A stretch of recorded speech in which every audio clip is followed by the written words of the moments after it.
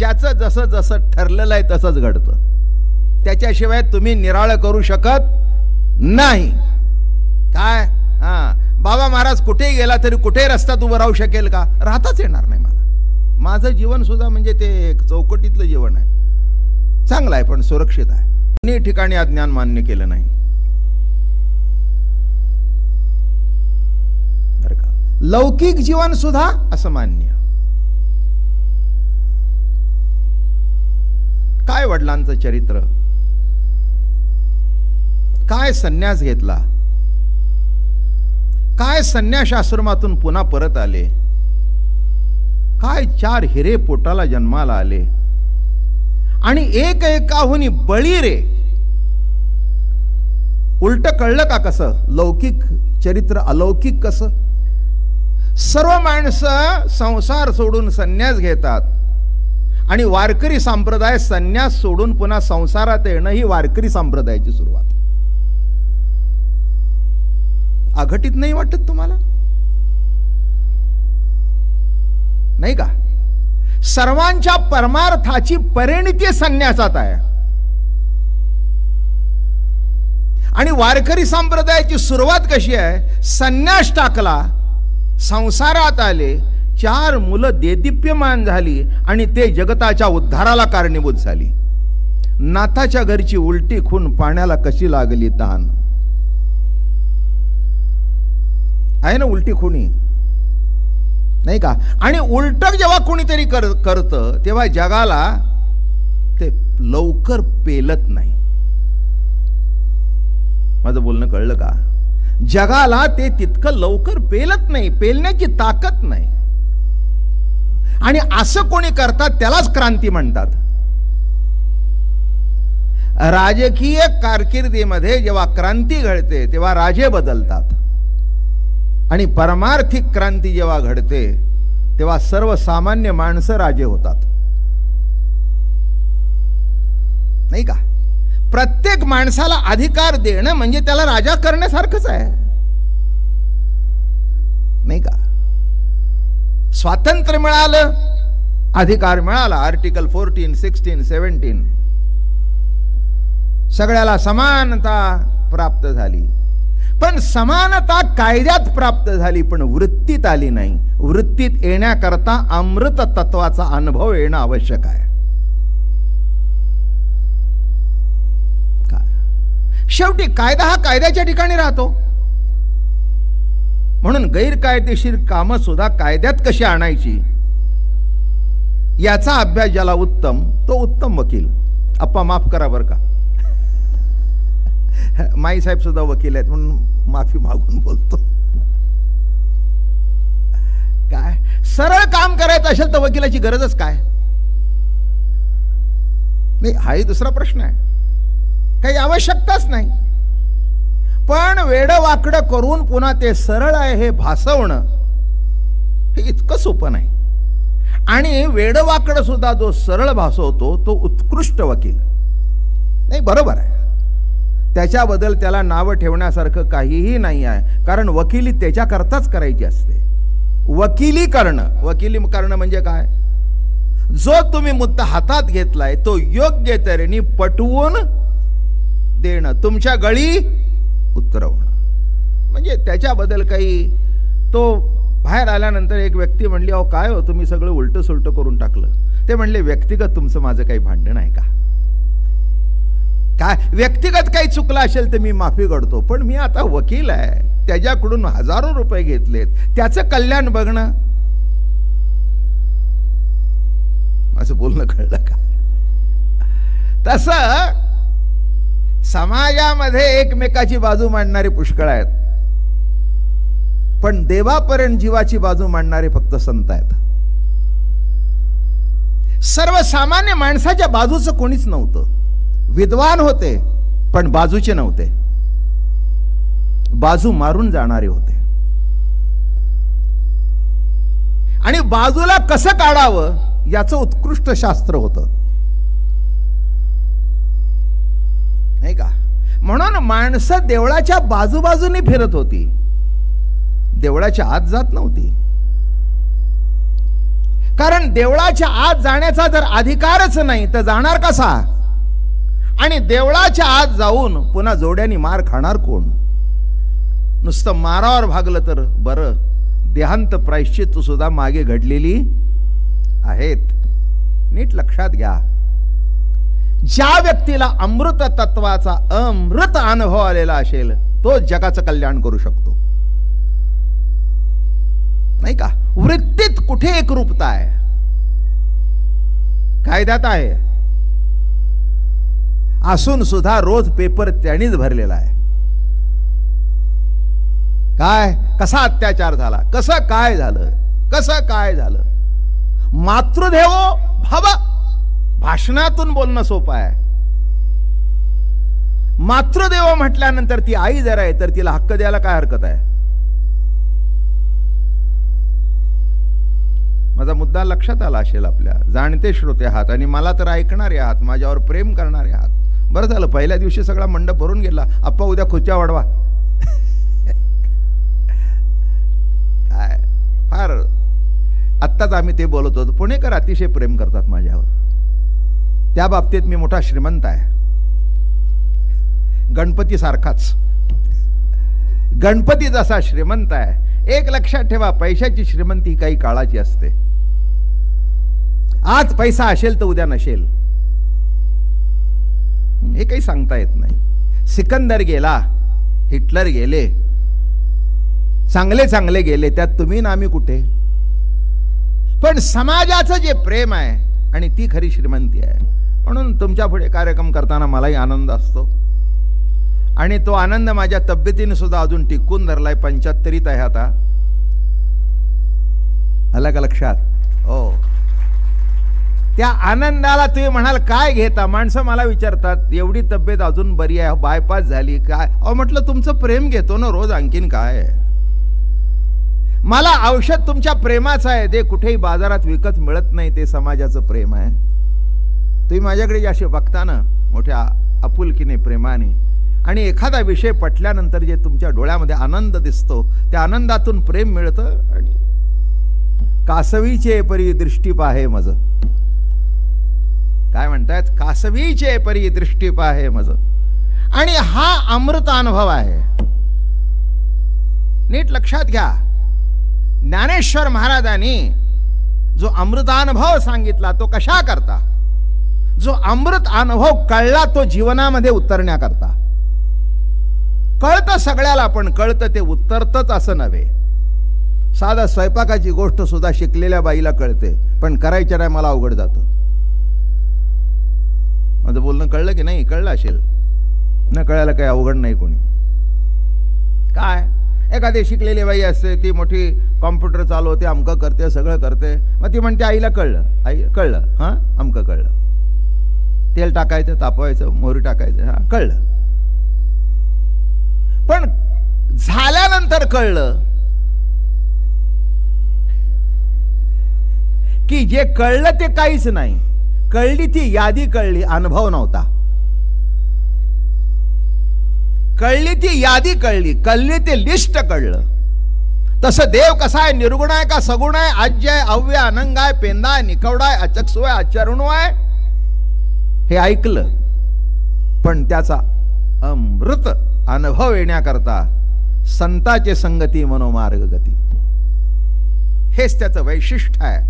आणि म्हणून ज्ञानेश्वर महाराजांना सर्व जगाची जेवढी काळजी वाटली, काही माणसं मागे उभे राहण्यापेक्षा पुढे जागा आहे बसायला, आपल्याला सवयच आहे. एकादशीच्या कीर्तनापासून पुढे येऊन बसलं तरी हरकत नाही.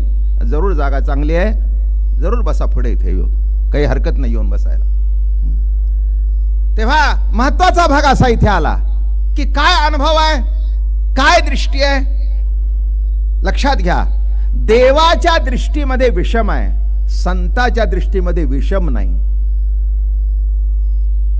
एक ओवी कालच चालू होती मंचरला. देव चरित्रे एवढी सुख दुःख साधू निर्दोक सुखदाते. देवाच्या चरित्रातून सुख दुःखाचे अनुभव येतात, संतांच्या चरित्रातून सुखाचाच अनुभव येतो. देव चरित्रे, कारण का? देवाने अमक्याचं रक्षण केलं आणि देवाने अमक्याला मारलं. मी तुम्हाला सांगू, गीतेपेक्षा हे सगळं पुढचं आहे. त्याचं गंमत सांगू का? गीतेचा श्लोक काय आहे तुम्हाला सगळ्यांना पाठ आहे. परित्राणाय साधू, काय करतो? साधूंचं रक्षण, दुष्टांचा. असं ज्ञानेश्वरीत लिहिले का साधूंचं रक्षण आणि दुष्टांचा? गीतेचा श्लोकाचा अर्थ सांगितताना इथपर्यंत लिहिलंय, पण त्यांना जर विचारलं तर दुष्टांचा सुद्धा संहार केला नाही, दुष्टांच्या दुष्ट वृत्तीमध्ये पालट केला.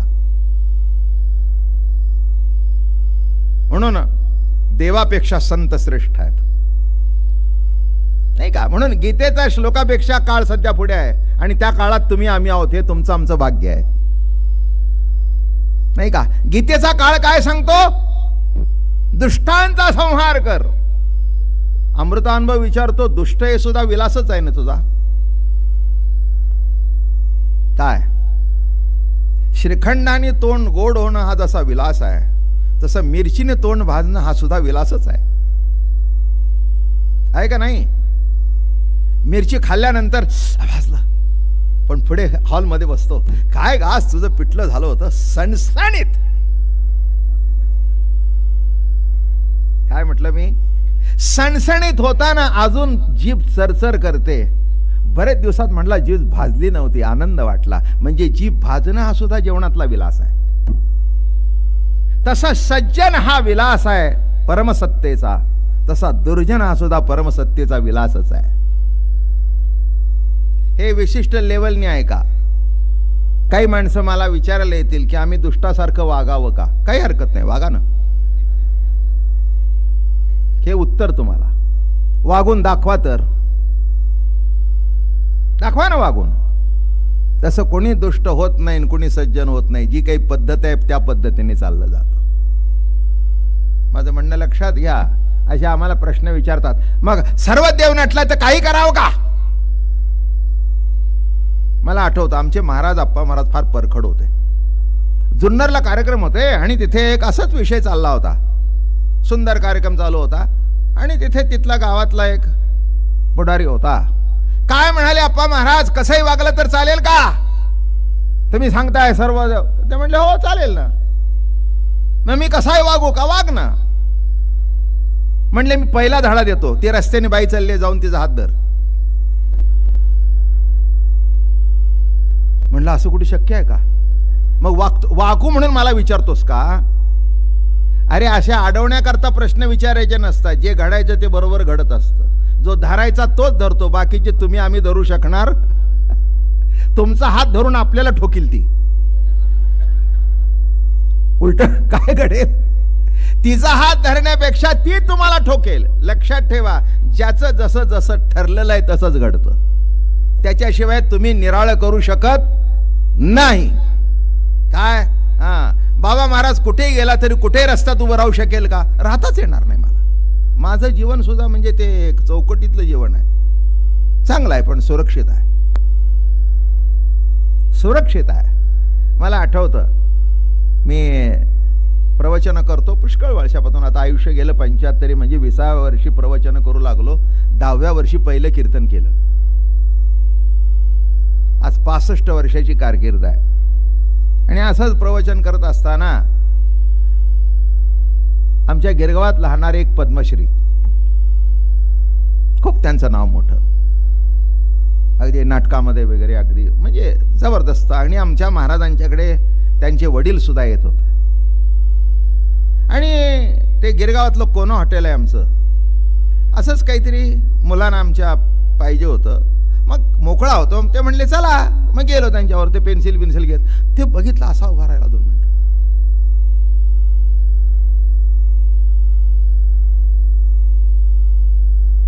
मी म्हटलं असं का? नाही म्हणे बाबा महाराज तुम्ही फुटपाथवर. म्हणजे मला असं वाटलं की माझं बिराड कोणी फुटपाथवर काढलं की काय. आपण म्हणतो ना त्यांचं सामान रस्त्यावर काढलं, तसं मला वाटलं. मी म्हटलं असं का म्हणता? नाही नाही म्हणे, तुम्हाला असं गिरगावमध्ये फिरताना आम्ही कधीच बघितलं नाही, मी पहिल्यांदा बघतोय. म्हटलं फिरणं गुन्हा आहे का? नाही म्हणले गुन्हा नाही, पण माझं बोलणं कळलं का? काहीतरी प्रत्येकाला काहीतरी नेम आहे. प्रत्येकाचं जीवन ठरलेलं आहे. ते जीवन ठरलेलं लक्षात घेऊन वागला तर तुम्हालाही समाधान आहे आणि दुसऱ्यालाही समाधान आहे. सध्या पदावरची माणसं सुद्धा पद सोडून वावरतात, म्हणून प्रश्न पडतो. एवढं पुष्कळ झालं. माझं बोलणं कळलं नाही का? अर्थ लक्षात घ्या. अर्थ काय आहे? जे पद आहे, माझं पद आहे, तुमचं पद आहे, तुमचं पद आहे, सगळ्याची पद आहेत नाही का? आप्पा बँकेवर आहेत, त्यांचं एक पद आहे. आप्पा ट्रस्टी आहेत, पद आहे. आमच्या अशोकराव पद आहे. पदावर नीटच वागलं पाहिजे, नाही तर शोक करायची पाळी होईल आमच्यावर.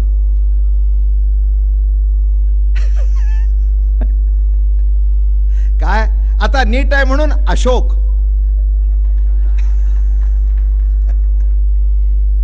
काय शोक करायची काही पाळी? हो, बाबा महाराज चुकीचं वाढलं तर एवढ्या समाजाला शोक करायची पाळी होईल. एवढ्या दिवस कोणाचं ऐकलं? काय तसं सर्वांचं जीवन एक ठरलेलं आहे, नीट लक्षात ठेवा. म्हणून तुम्ही म्हणाल अडवण्याकरता की आम्ही कसेही वागू शकत नाही, वागूच शकत नाही. पिणारा पितोच आणि न पिणाऱ्याच्या पुढे 50,000ची बाटली आलून ठेवली तरी तो लाथेने उडवून देईल. माझं म्हणणं लक्षात घ्या. तेव्हा असे उलटे सुलटे प्रश्न करायची काही गरज कशा करता सांगितलं. तसं एक विशिष्ट पद्धतीने हा सुद्धा चिदविलास आहेच आहे, आहेच आहे. नाही असं काही नाही.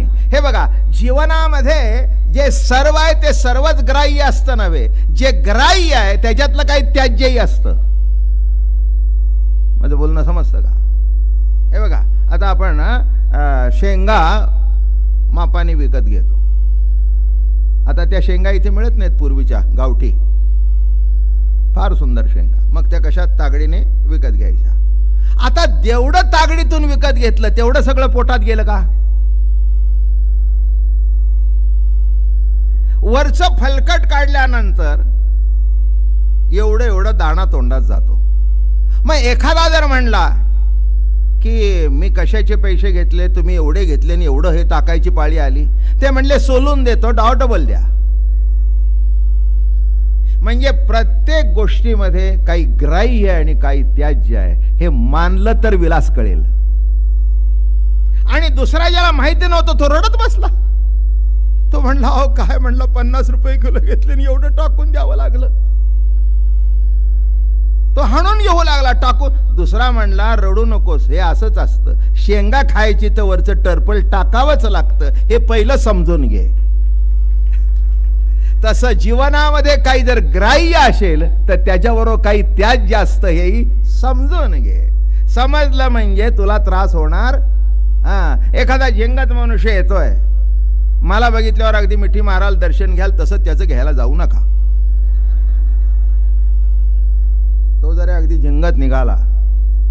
एक मनुष्य म्हणाला काय हे डोलतोय? ठीक आहे, ठीक आहे.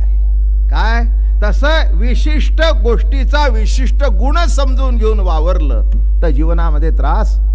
म्हणून या ठिकाणी ज्ञानेश्वर महाराज आणि जरी गीता सांगितली, काय गीता सांगताना दुष्टांचा संहार, साधूंचं रक्षण हे जरी असलं तरी अमृतानुभवाचा चिदविलास बघितल्यानंतर रेड्याला सुद्धा वेद बोलायला लावला.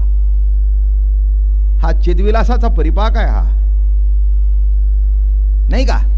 इथे जर नको ते गणित डोक्यात बसलं असतं तर त्यांनी विचार केला असता रेड्याच्या मुखातून कसं बोलू. नाही, पण ज्ञानोबाराची दृष्टी चिदविलास जगत रूपाने माझा प्रभू नटलेला आहे. लक्षात घ्या, चिदविलासाचा भाग असा आहे की एक जे आहे ते टाकणं आणि खाली शिल्लक राहील तो भाग घेणं. जगत दिसताय ते मिथ्या बाजूला काढणं. जगत हे अज्ञान कार्य, जगत हे माया कार्य म्हणून बाजूला सारणं आणि इथून निथून माझा प्रभूच नटलेला आहे. काय आता शेंगातला चिदविलास सांगू का? संसारिक बाई होती, काय जुना जमाना बर का. तिने ती टर्फल सुद्धा गोळी केली. मी म्हटलं बाई सकाळी बंब पेटवायला बरं असतं.